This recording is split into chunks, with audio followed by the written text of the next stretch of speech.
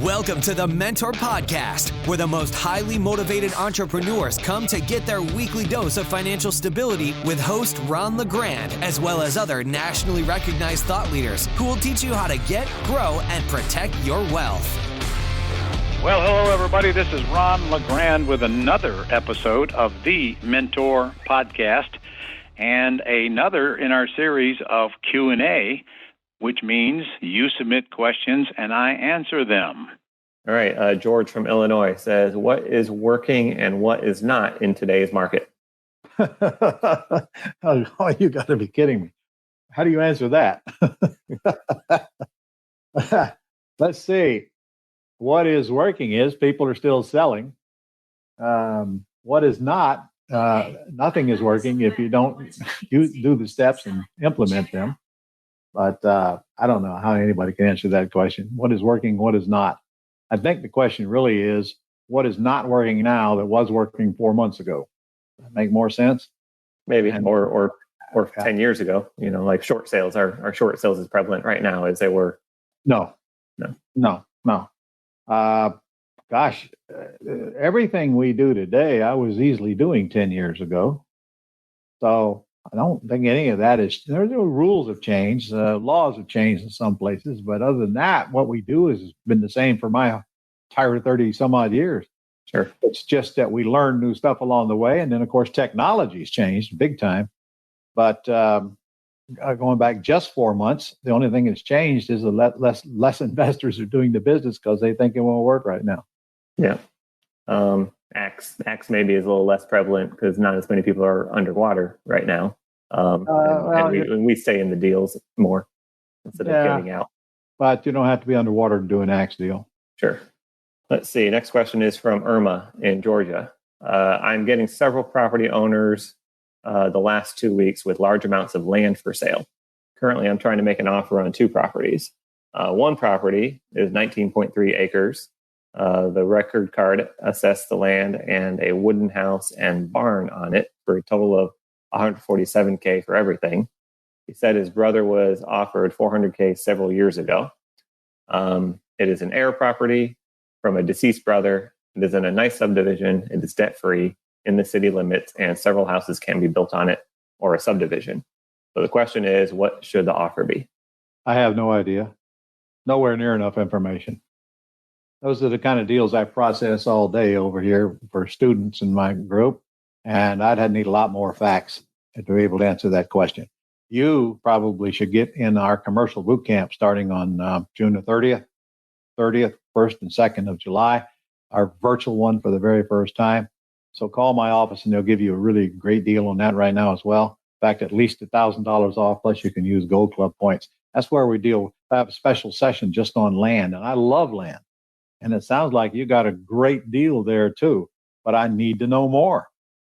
We got so many questions. I can't go on a diatribe on that right now. But in fact, I think we got a lesson on land on the Gold Club too, don't we? I don't remember. We have a course called Flipping Land Ron's Way. Okay. Yeah. You can call the office 800 number there and ask them about that. Also, if you do sign up for the commercial property, we're giving away that pre-screening commercial properties course, which would be helpful as well. Yeah. Now, admittedly, that was recorded a while ago, but you just went through it about a month ago. It was recorded 10 years ago, and I listened to everything in, and I said, crap, this is good stuff. It's all the same, with except maybe some numbers. Price of a stamp gone up. President changed a couple times, maybe. Yeah. All right. Pre-screening is the same. All right. Next question is from Ann in Nevada. Is it feasible to use the term strategy in an expensive market? Sure. In fact, I like it a lot more feasible. In fact, and you probably didn't see the house we did in Nevada, in Vegas, $4 million house. One of our mentors, Joel Sangerman, and I did that one together. And like I said, payment on it, $16,000 a month. That would scare the crap out of you, but we never agreed to make it. Okay. So that was an axe deal. We just collected $150,000 for flipping the contract. Then he said you always talk about that one, but wasn't there a $6 million one too that you did? I don't know. He was talking about that. No, he didn't do a $6 million. Okay, I thought he said that last time. Maybe I heard wrong. All right. Her next question: are there any conflicts of interest if I am a licensed real estate agent? You just have to disclose that you're an agent at the point of a meaningful relationship, which, in my opinion, is when we're getting ready to fill out a contract. Plus, you have to disclose public. If you're doing public advertising, you have to disclose. Other than that, no, nobody really cares except your broker and the state that you disclose. All right. And her last question is, who pays the house insurance? Myself, if the title is still in my name, or the tenant buyer? We've already answered all of that. Only the person who owns the house can pay for the insurance, can buy the insurance policy. Got it. So when you lease option it, you're going to be still paying it, but of course you're going to collect enough to cover that amount. When I lease it from the seller, I'm making a payment. Insurance is in it. When I'm putting a tenant buyer in there, they're paying me rent. Insurance is covered. Yeah. I think she's owns it and she's leasing it out. So she's going to pay it.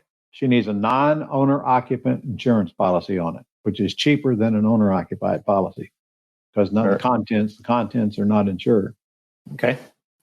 Next question from Michael in Texas. Ron, in Texas, if you buy on subject to or wrap, but still want to be able to sell the property while being able to keep the ability to depreciate the asset, can we sell the property on a contract for deed? No. We can't lease option here. You can sell it on a contract for deed, but you will not keep the depreciation. The minute you sell it, depreciation stops. He goes on to say, after the attorney closes out my wrap purchase, when I find my end buyer I want to sell with a contract for deed, can that be done without an attorney, or does it need to be closed with an attorney, even though the title has not transferred yet? Okay, so your buyer is cashing you out.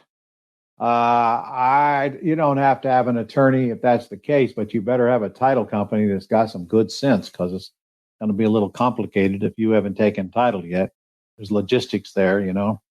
If I'm lease optioning it to a tenant buyer and I own it, it's easy. Okay, my entity just deeds it to them. But if I'm lease optioning it from the seller, my seller is going to deed it to my tenant buyer, and my proceeds are going to show on the closing statement as consulting or option fee. And if that's the case, you need to have close conversations with your closing agent. All right. And his last question is this considered long-term or short-term capital gains? Well, you didn't tell me. Did I sell it within a year or not? If I sold it within a year, it's short-term. Okay. Next question is from Phil in Ohio.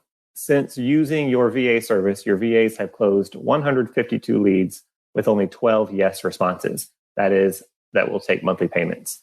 That seems like a low percentage of yes responses.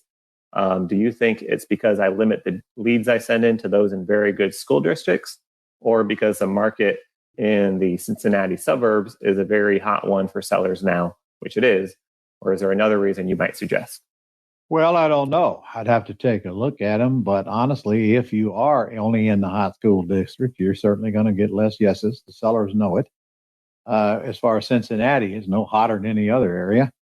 So, again, I always recommend that you go generate leads, especially anything that you can do to get sellers to call you and then send them to the VAs. You're going to get a lot more yeses when you do that.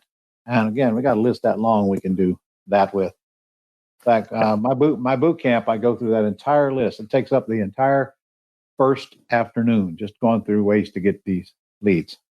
Right. And also those numbers are actually, I don't think, that far off, because 152 closed leads, that doesn't mean they contacted 152 people. We reach about, I think it's 41%. Oh, you know what? You're right.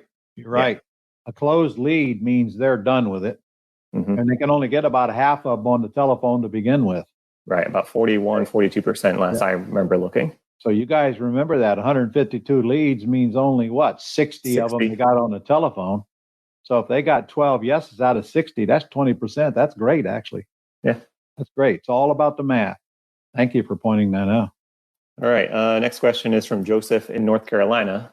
Do you recommend using a local title company or a national title company? Why or why not? It doesn't make a bit of difference to me because I have attorneys close anyway. I don't care what title company you use. Probably be good to use a local attorney, though, eh? Yeah, I definitely want to use a local attorney. Well, if I'm buying, it's not necessary because we do it electronically, but it should be an attorney in that state. Yeah, and in fact, I can do the same when I'm selling because it's all virtual anyway. Okay.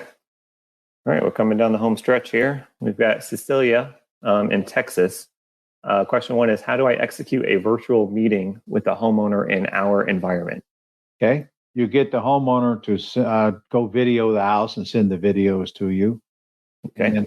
And by the way, I promise you, if you ask the homeowner, is it okay to come out and take a look? They're going to say yes. I mean, if you want to. All right. Her second question is, if we do it virtually, how do we deliver contracts to the homeowners? There's this thing called email. You email it to them. You do not email them a contract until after you have an oral agreement. Or I'm telling you, you just killed your deal. Only when you have an oral agreement can you fill out the contract. So when you agree on the numbers, you have to fill out the contract and email it to them. And they sign it and send it back. That's all there is to it. If you want to go sign up for DocuSign, that even makes it easier for them. You just punch the buttons and the signature's right there. We use a few of them. There's DocuSign's a good one. HelloSign is another good one. So there's some good services. They're all pretty cheap. So I'll use them all the time with these commercial deals. All right. Next question is Armindo in Florida.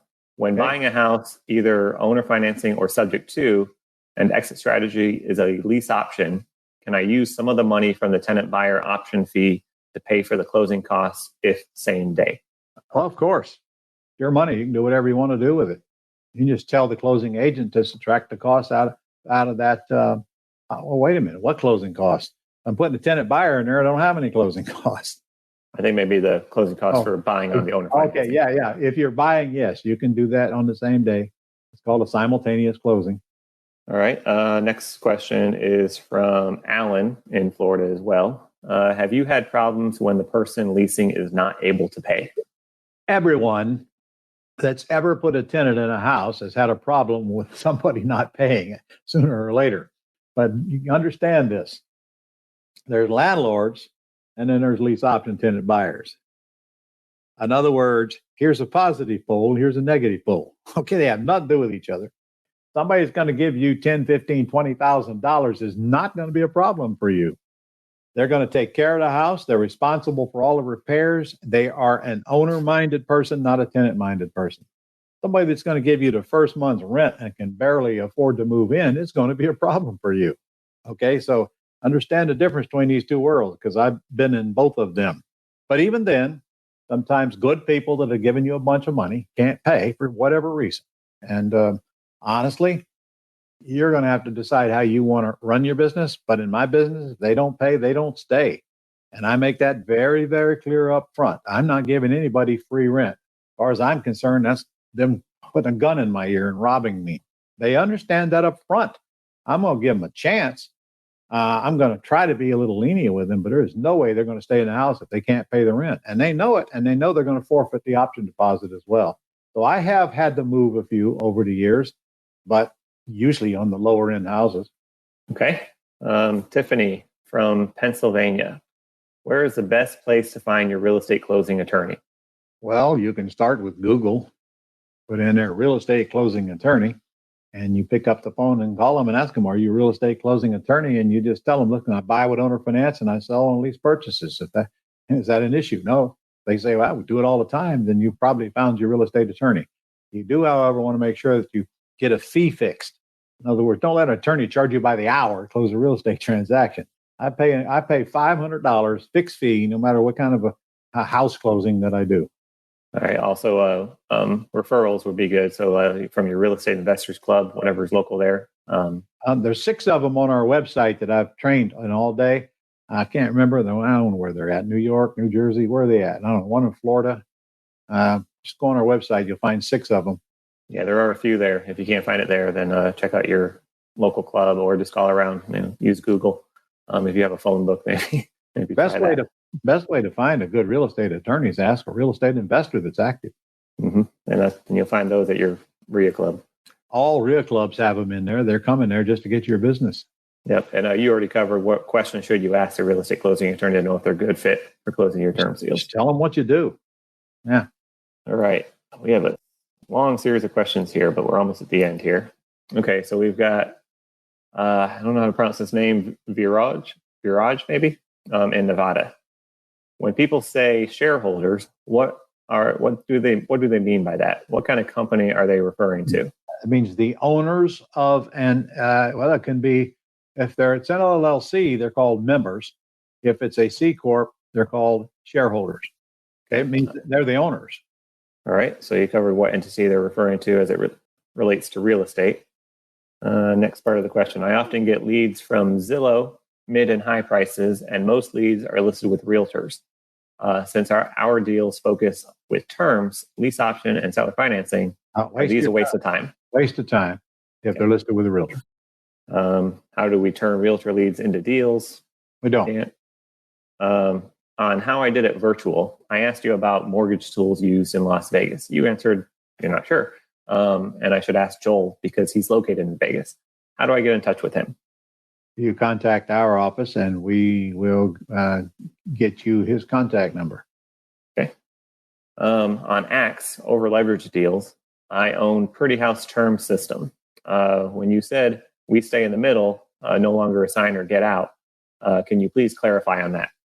That means you have bought the house and put a tenant buyer in it and not assigned your contract. So you're staying in the middle. Or you have lease optioned the house from the seller and then subleased it to the tenant buyer. You're still staying in the middle, which is where I'd prefer you to be because you're getting income every month and you're getting the benefits of owning real estate. Yeah, and even if there's no spread, then there's still a chance that tenant buyer doesn't cash you out, and then you do have some spread later on. And hopefully the values go up. Mm-hmm. All right. His next question is, how do you work out with seller to get Axe with stay in benefit to us? What does that mean? I think he's a little confused. You either have Axe or you stay in, not both. No, that's one or the other. Axe means you're getting out. You're just assigning your contract. All right. On the land trust, and after seller agreed to sell the house, I want to be the beneficiary.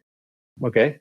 Should I have the seller named as beneficiary directly, or he have to be the beneficiary first and assign the beneficial interest to me? No. Frankly, I create the trust after I close.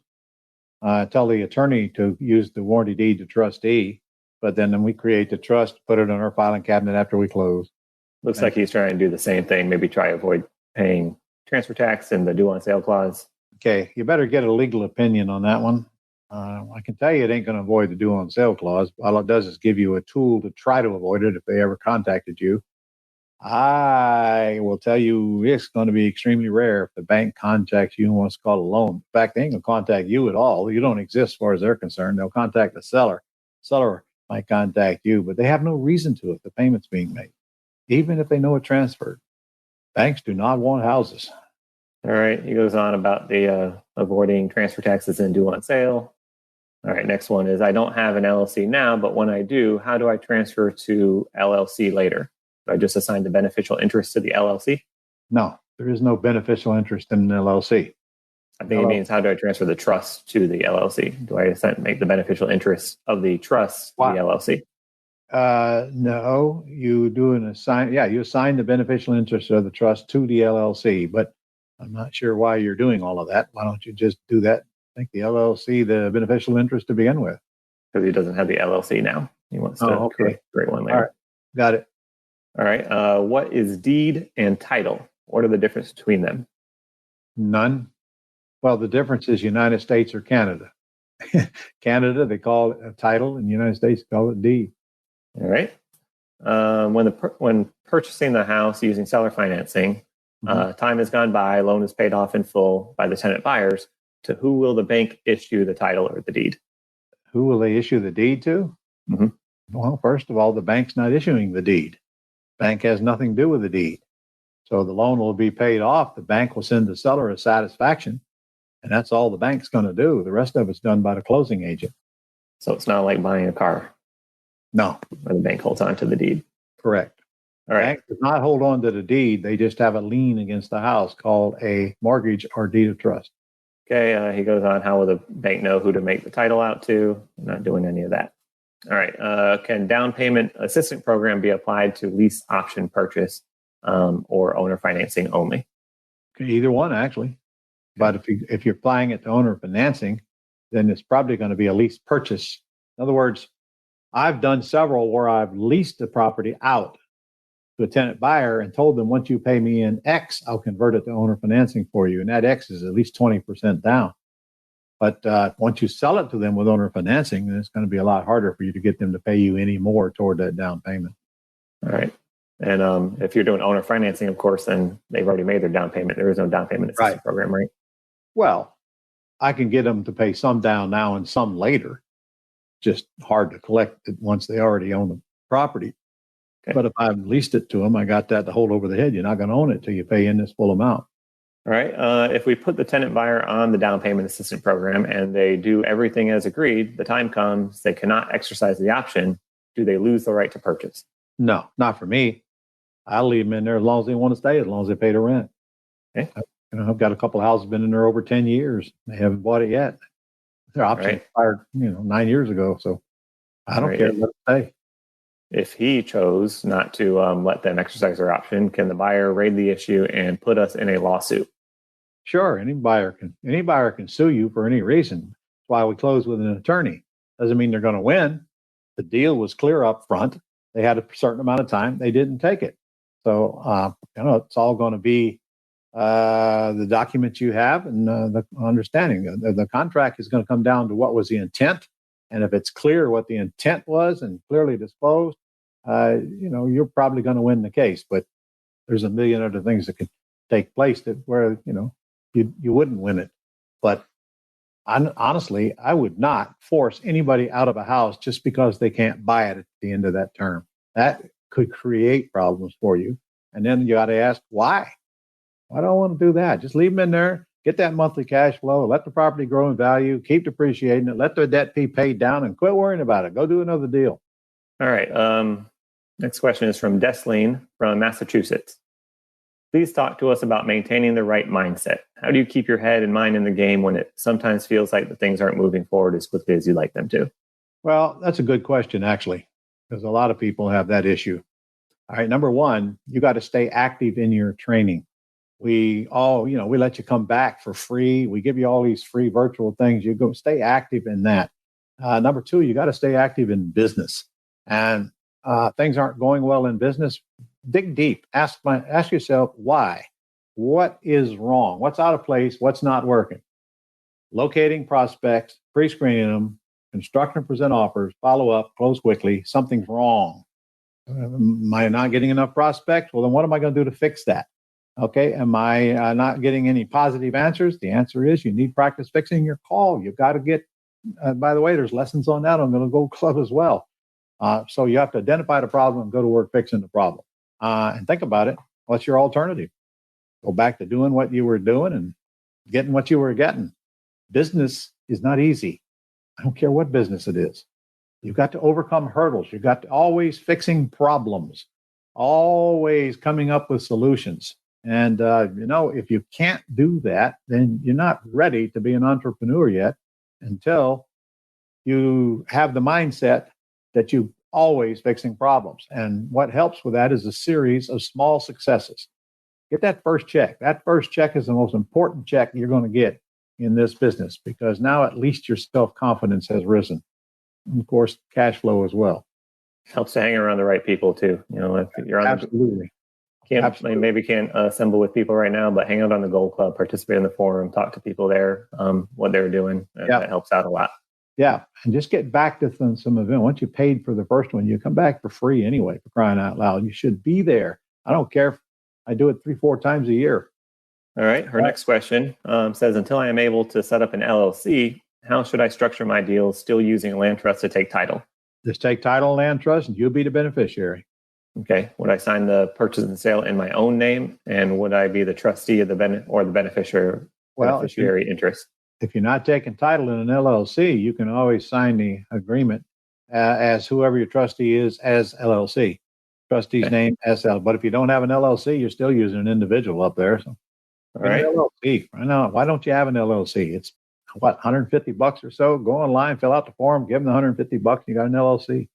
I received a yes lead on a 5-bedroom, 3-bathroom home, 2,100 square feet in a great neighborhood in Massachusetts.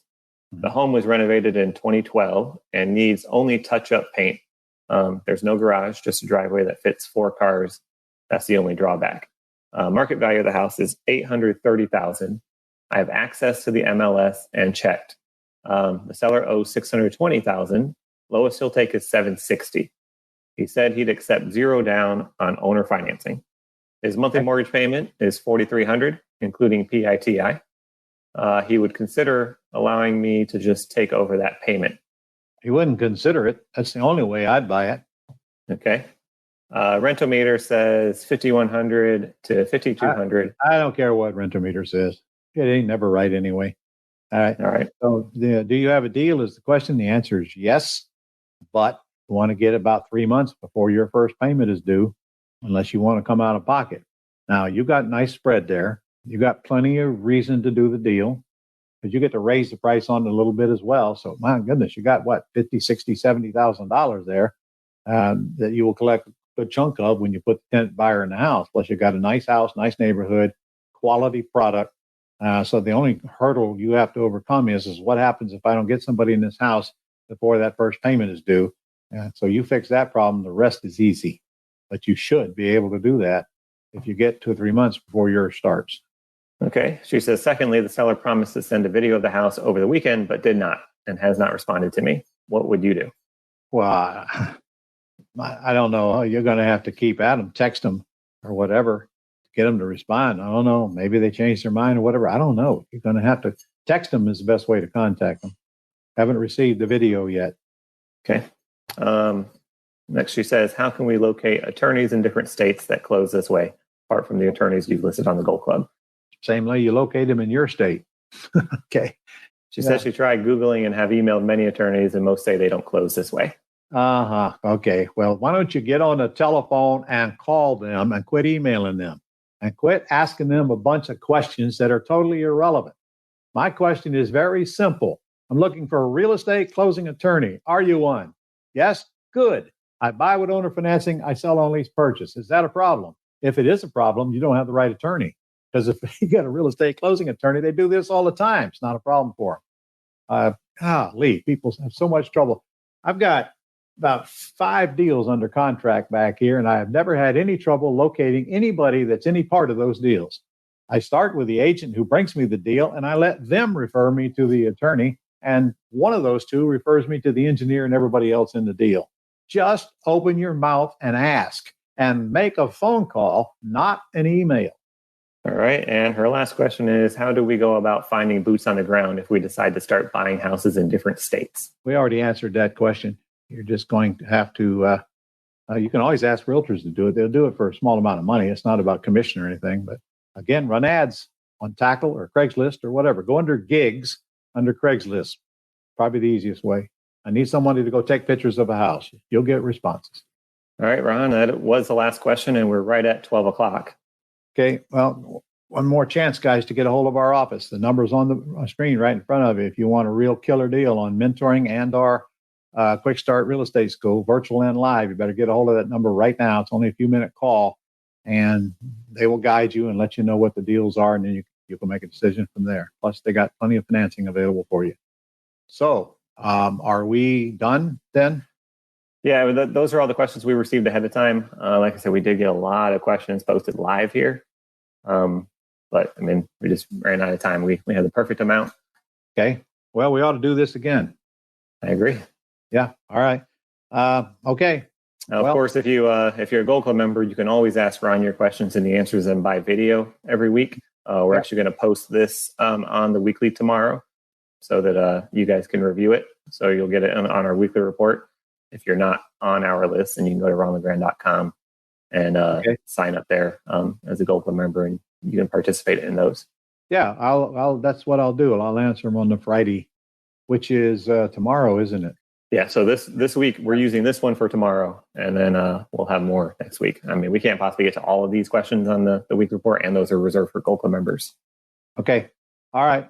By the way, if you're not a Gold Club member, guys, that's the cheapest way I can possibly think of to enter this business. Go to ronsgoldclub.com. $59 a month, and there's no long-term commitment. Do that. At the very least, do that. All right. Well, thank you for tuning in. It's been a fast 2 hours. At least it went by fast for me. Yeah, it did go by fast. Yeah. All right. See you soon. Thank you, Nick. Thank you, John. Bye, guys. Bye. That's all for this edition of the Mentor Podcast. To connect with Ron and learn how you can attain financial freedom, as well as up-to-date strategies to grow and protect your wealth based on today's discussion, go to www.connectwiththementor.com.